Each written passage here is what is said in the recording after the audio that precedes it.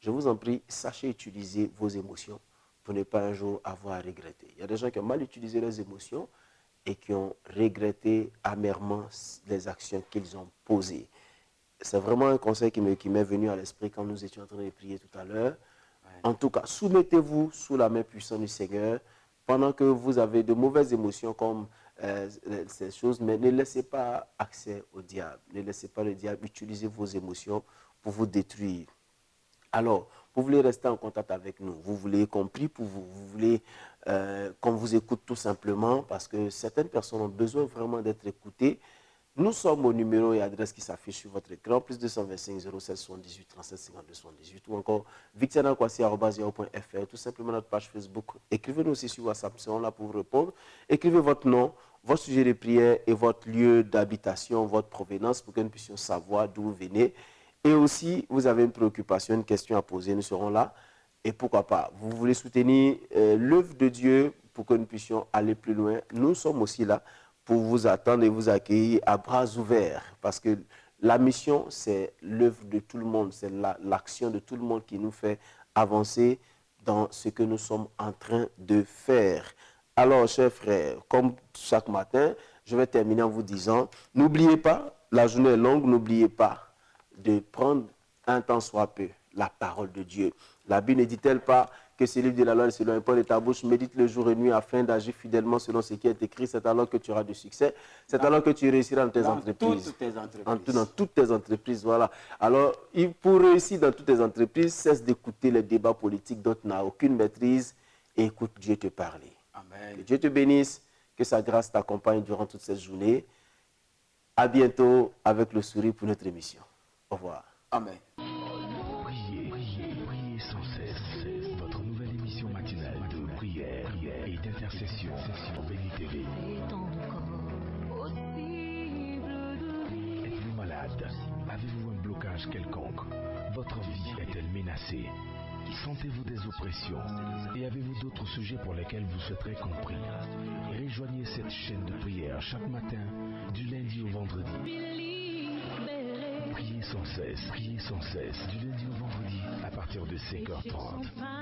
Priez sans cesse, devant l'aurore.